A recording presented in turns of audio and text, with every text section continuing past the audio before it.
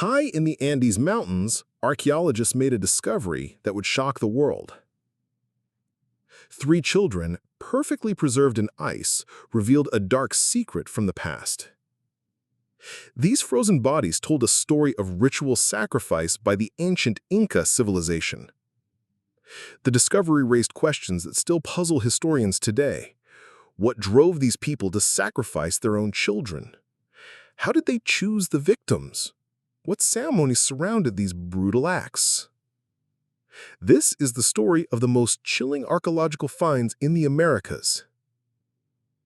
In 1995, a team of archaeologists working on Mount Empato in Peru made an incredible find.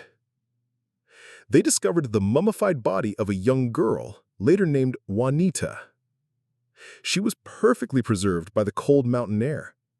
Her body showed no signs of decay, even though she had died centuries before. This discovery opened a window into the dark religious practices of the Inca Empire. Juanita was not alone. Further excavations revealed two more child mummies on nearby peaks. These children had been sacrificed at different times, but all shared the same fate. They were chosen by their communities, prepared for death, and left to die on sacred mountaintops. The cold preserved their bodies, but also preserved evidence of how they died. The discovery of these mummies changed how historians viewed the Inca civilization. For years, scholars had romanticized the Incas as peaceful farmers who built impressive cities. These frozen children showed a different side. They revealed a society that practiced human sacrifice on a large scale. The children's bodies told stories that no written records could match. To understand why these sacrifices happened, we must first understand the Inca civilization. The Incas ruled a vast empire in South America from the early 1400s until Spanish conquest in the 1530s. Their empire stretched along the western coast of South America from modern-day Colombia to Chile. At its peak, it was the largest empire in the Americas. The Incas believed in many gods. They thought these gods controlled natural forces like rain, sun, and earthquakes. The most important god was Inti, the sun god. The Incas believed that pleasing these gods was essential for the survival of their empire. They offered food, animals, and sometimes humans to keep the gods happy. The Incas had a complex social structure. At the top was the Sapa Inca, considered a god-king. Below him were nobles, priests, and administrators. Most people were farmers who worked the land. Children were considered pure and innocent in Inca society. This made them valuable offerings to the gods. Mountains held special significance for the Incas. They believed mountains were living beings with spiritual power. High peaks were considered especially sacred. This is why the children were taken to mountain tops for sacrifice. The higher the peak, the closer they would be to the gods. The specific ritual involving child sacrifice was called capacha. This was one of the most important religious ceremonies in the Inca Empire. Capacha means royal obligation in Quechua, the language of the Incas. It was performed during times of crisis or important events. The ceremony was elaborate and carefully planned. Children chosen for capacha were usually between 8 and 14 years old. They came from noble families or were selected for their beauty and health. The selection process was considered a great honor for the families involved. Before the sacrifice, the children underwent special preparation. They were well-fed and dressed in fine clothes. They were treated like royalty for months before their death. Priests taught them religious songs and rituals. They were prepared mentally and physically for their role as offerings. The journey to the sacrifice site was part of the ritual. Children were accompanied by priests, nobles, and servants. They traveled in ceremonial processions that could last weeks. The routes often passed through important cities, where people came to see the chosen children. These processions reinforced the religious and political power of the Inca state. At the mountain top, the actual sacrifice took place. Archaeological evidence shows different methods were used. Some children died from blows to the head, others were strangled or left to die from exposure. The bodies were then buried with offerings of food, textiles, and precious objects. Juanita was the first of the 3 children discovered on Mount Ampato. She was about 12 years old when she died. Her body was wrapped in textiles and buried with pottery vessels. CT scans later revealed she had died from a blow to the head. The injury was precise and fatal, delivered by a ceremonial weapon. The second child, discovered nearby, was a boy about 7 years old. He was later named El Niño. His body showed signs of strangulation. He had been wrapped in fine textiles and buried with elaborate offerings. Analysis of his hair revealed he had been well-nourished before his death. The third child was found on a different peak, but was part of the same discovery. This girl was the youngest, about 4 years old.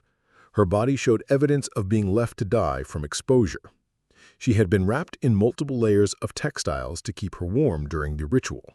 All 3 children showed signs of careful preparation. Their hair was braided in special styles. They wore elaborate clothing made from alpaca and vicuña wool. They were buried with pottery, figurines, and food offerings. These details helped archaeologists understand the complexity of the Capacocha ritual. Modern scientific techniques have provided incredible insights into how these children died. CT scans, DNA analysis, and toxicology tests have revealed details that were impossible to see before. These studies have confirmed that the children died in the ways suggested by their injuries. Juanita's skull showed a precise fracture caused by a heavy object. The injury was delivered with enough force to kill instantly. Her brain showed no signs of healing, proving she died immediately. Toxicology tests revealed traces of coca leaves and alcohol in her system. These substances may have been given to sedate her before the sacrifice. El Niño's neck showed clear signs of strangulation. Ligature marks were visible around his throat. His body also contained coca and alcohol, suggesting he was sedated. His well-preserved lungs showed that he had been healthy before his death. This ruled out natural causes and confirmed the ritual nature of his death. The youngest child showed signs of prolonged exposure. Her body was found in a fetal position, suggesting she curled up to stay warm. She had been given coca and alcohol, but appeared to have died slowly from cold. This method was less common, but still part of the Capacocha tradition. How were children chosen for these sacrifices?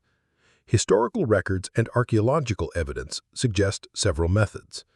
Children from noble families were often selected to strengthen political alliances. Royal children might be sacrificed to honor important gods or mark significant events. Beauty and health were important factors in selection. Children with perfect features were considered more suitable offerings. They were seen as pure and untainted by disease or deformity. This made them more valuable to the gods. Some children were selected because of natural disasters or important events. Earthquakes, eclipses, or the death of important leaders might trigger a Capacocha ceremony.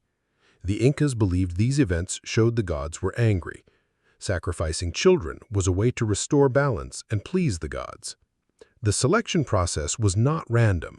Families often volunteered their children for this honor. Being chosen for sacrifice was considered a privilege that would bring benefits to the family. The children were treated with great respect and given special status in their communities. The religious beliefs that motivated these sacrifices were complex and deeply rooted in Inca culture. The Incas believed in an afterlife where the dead continued to exist. They thought the children who died in sacrifice would serve the gods in the next world. This made the sacrifice seem less tragic to the families involved. The Incas believed that the gods needed to be fed regularly. Human blood was considered the most valuable offering. Children were preferred because they were seen as pure and innocent. Their deaths were believed to be especially pleasing to the gods. Different gods required different types of offerings. Weather gods needed sacrifices during droughts or floods. War gods required offerings before battles. The Inti god was honored with the most elaborate ceremonies.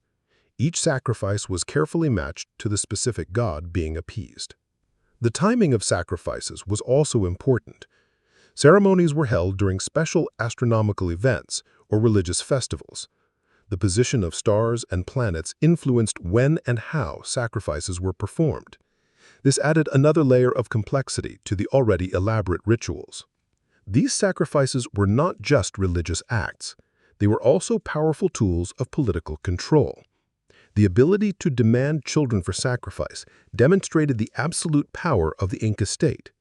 Communities that refused to provide children risked punishment or conquest. The public nature of these ceremonies reinforced social hierarchies. Noble children were more likely to be selected, showing their families' importance. Common people watched these processions with awe and fear. The spectacle reminded everyone of the state's power over life and death. The distribution of sacrificial children also served political purposes. Children from conquered territories were sometimes selected to show submission. This practice helped integrate new territories into the empire. It also demonstrated that no one was safe from the state's demands. The economic cost of these ceremonies was enormous. Preparing children for sacrifice required significant resources. Fine textiles, precious metals, and exotic foods were used in the rituals. This spending demonstrated the wealth and power of the Inca state. Not everyone in the Inca Empire supported these practices. Some communities resisted providing children for sacrifice. Others tried to hide their children or send substitutes. These acts of resistance were dangerous and often punished severely. Spanish conquistadors who witnessed these practices were horrified. They used the sacrifices as justification for conquest and conversion to Christianity. Spanish records provide some of our most detailed accounts of Capacocha ceremonies. However, these accounts must be read critically, as they were written by enemies of the Inca state. Some Inca nobles may have opposed these practices privately. However, open opposition was impossible due to the severe punishments for disobedience. The fear of retribution kept most people compliant with the demands of the state. After Spanish conquest, these practices were banned as part of the campaign to convert indigenous peoples to Christianity. The last recorded Capacocha ceremony took place in the 1570s. The practice disappeared entirely within a few decades of Spanish rule. Mount Ampato was not the only place where sacrificed children were found. Archaeologists have discovered evidence of similar practices at sites throughout the former Inca Empire. These findings confirm that child sacrifice was widespread and systematic. On Mount Huayllaco in Argentina, 3 children were found in 1999. These mummies, known as the Huayllaco children, were among the best preserved mummies ever discovered. They included a girl of about 15, a boy of 7, and a girl of 6. Their bodies showed evidence of careful preparation and ritual sacrifice. The Huayllaco children were found with elaborate offerings, including gold figurines and textiles. Analysis revealed they had been given increasing amounts of coca and alcohol in the weeks before their deaths. This suggests a gradual preparation process designed to sedate them before sacrifice. In Peru's Nazca region, archaeologists found evidence of child sacrifice in underground chambers.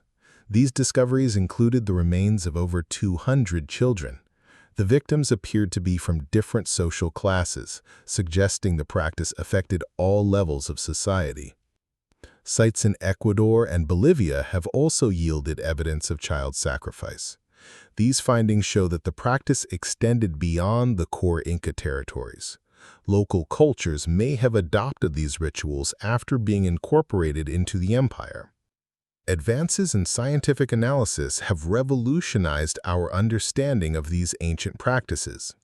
DNA analysis has revealed family relationships between some of the sacrificed children. This shows that some victims were related, suggesting that entire families might be affected by these ceremonies. Isotope analysis of bones and teeth has provided information about the children's diets and origins. Some children showed signs of having traveled long distances before their deaths. This confirms the elaborate processions that accompanied these sacrifices. CT scans have revealed internal injuries that were invisible to the naked eye. These scans have helped determine the exact causes of death for many victims. they have also shown evidence of medical care and preparation before sacrifice. Computer modeling has helped reconstruct the final moments of some victims. Scientists can now determine how long children survived after their injuries. This information provides insight into the methods used and the suffering involved. These discoveries raise difficult ethical questions for modern archaeologists and historians.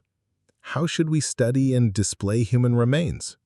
What responsibilities do researchers have to descendant communities? These questions have become increasingly important in recent years. Many indigenous communities have requested that these remains be returned for proper burial. They argue that displaying the mummies in museums is disrespectful to the dead and their descendants. Some museums have agreed to return remains, while others have refused. The scientific value of these remains must be weighed against ethical considerations. While they provide unique insights into ancient practices, they are also the remains of children who suffered terrible deaths. Researchers must balance the desire for knowledge with respect for the dead. Modern indigenous communities have varying opinions about these discoveries. Some see them as important historical evidence that should be preserved. Others view them as painful reminders of colonial violence that should be laid to rest. These debates continue to shape how these remains are studied and displayed. Spanish colonial records provide some of our most detailed accounts of Inca sacrificial practices. Missionaries and conquistadors documented these ceremonies with horror and fascination. Their accounts must be read critically, as they were written by outsiders with their own agendas. Indigenous oral traditions also preserve memories of these practices. Stories passed down through generations describe the selection and sacrifice of children. These accounts provide perspectives that complement written records and archaeological evidence. Modern indigenous communities have complex relationships with this history. Some reject these practices as part of their pre-Christian past. Others see them as important cultural traditions that were destroyed by colonialism. These different perspectives reflect ongoing debates about identity and heritage. The legacy of these practices continues to influence modern Andean cultures. Some communities maintain traditions that echo ancient rituals. Others have completely rejected practices associated with human sacrifice. These ongoing cultural debates show how the past continues to shape the present. Analysis of the mummies has revealed that many children were given coca leaves and alcohol before their deaths. These substances were not just ceremonial offerings, they were practical tools used to sedate the victims and make the process easier. Coca leaves were commonly used in Andean cultures for their stimulant properties. They helped people endure high altitudes and physical stress. In the context of sacrifice, they may have reduced fear and anxiety in the victims. Alcohol was used to further sedate the children before sacrifice. Analysis shows that some victims had blood alcohol levels consistent with intoxication. This would have reduced their ability to resist or escape. The combination of coca and alcohol created a powerful sedative effect. This allowed priests to perform sacrifices with minimal resistance from the victims. The use of these substances shows the practical considerations that went into planning these ceremonies. The high altitude and cold temperatures of the Andes played a crucial role in preserving these mummies. The dry, cold air prevented bacterial decay and preserved soft tissues. This natural mummification process created time capsules that revealed details impossible to find elsewhere. Ice and snow also helped preserve the children's clothing and grave goods. Textiles, pottery, and organic materials that would normally decay were perfectly preserved. This allowed archaeologists to reconstruct the ceremonies in unprecedented detail. Climate change now threatens these preserved remains. Rising temperatures are melting ice that has protected these mummies for centuries. Some sites have already been damaged by changing weather patterns. This creates urgency for archaeological research and preservation efforts.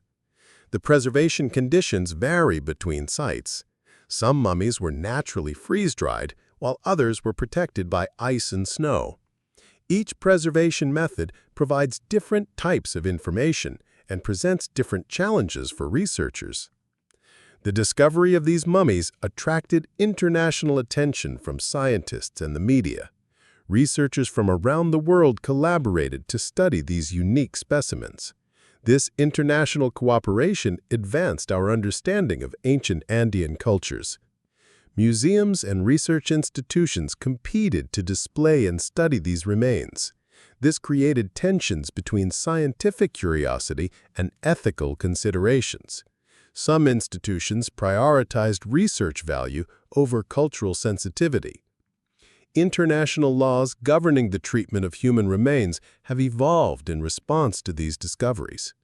Many countries now require consultation with indigenous communities before studying ancestral remains. These legal frameworks reflect growing awareness of indigenous rights and concerns. Scientific conferences and publications have helped disseminate research findings to broader audiences. This has increased public awareness of Inca sacrificial practices while raising questions about how such research should be conducted and shared. These discoveries have fundamentally changed how we understand ancient Andean civilizations. They show that complex societies often had dark practices that are difficult for modern people to comprehend. This complexity challenges simple narratives about ancient peoples. The careful preservation of these remains demonstrates the importance of interdisciplinary research. Archaeology, anthropology, medicine, and chemistry all contribute to understanding these ancient practices. This collaborative approach has yielded insights impossible to achieve through any single discipline. The ethical dilemmas raised by these discoveries continue to influence archaeological practice. Modern researchers must balance scientific curiosity with respect for human remains and descendant communities. These considerations shape how research is conducted and how findings are shared. These mummies serve as powerful reminders of human capacity for both cruelty and devotion. They show how religious beliefs can motivate extreme behaviors. They also demonstrate how political power can be maintained through fear and ritual. Ongoing research continues to reveal new details about these ancient practices. Advanced imaging techniques and chemical analysis provide information that was impossible to obtain before. Each new discovery adds to our understanding of Inca sacrificial practices. Preservation efforts face new challenges from climate change and political instability. Some sites are threatened by development, looting, or environmental changes. International cooperation is needed to protect these important archaeological sites. Educational programs help the public understand the significance of these discoveries. Museums and universities work to present this information in culturally sensitive ways. These efforts help bridge the gap between ancient practices and modern understanding. The debate over how to treat these remains continues. Some advocate for continued scientific study, while others call for respectful reburial. These discussions reflect broader questions about indigenous rights and scientific ethics. The discovery of sacrificed children in the Andes revealed a dark chapter in human history. These perfectly preserved bodies told stories that no written records could match. They showed that even sophisticated civilizations sometimes practiced extreme rituals that seem incomprehensible today. The scientific analysis of these mummies has provided unprecedented insights into ancient religious practices. We now understand the methods used, the substances given, and the careful preparation that preceded these sacrifices. This knowledge comes at the cost of disturbing images of children who suffered terrible deaths. These discoveries raise important questions about how we study and display human remains. The scientific value must be weighed against ethical considerations and respect for the dead. Indigenous communities have legitimate concerns about how their ancestors are treated by researchers. The legacy of these practices continues to influence modern Andean cultures. Some communities maintain traditions that echo ancient rituals, while others have rejected practices associated with human sacrifice. These ongoing cultural debates show how the past continues to shape the present. The frozen children of the Andes serve as powerful reminders of human complexity. They show that ancient peoples were capable of both remarkable achievements and terrible cruelty. Understanding these contradictions helps us better comprehend the full spectrum of human behavior throughout history. As climate change threatens to destroy these natural time capsules, we must act quickly to preserve what remains. The knowledge contained in these mummies is irreplaceable. Their stories, though tragic, provide unique insights into ancient beliefs and practices that shaped entire civilizations. The frozen truth of the Andes will continue to challenge and educate future generations. These children, who died centuries ago on sacred mountain peaks, still have much to teach us about the past. Their preservation in ice has given them voices that speak across the centuries, demanding that we remember their sacrifice and learn from their fate.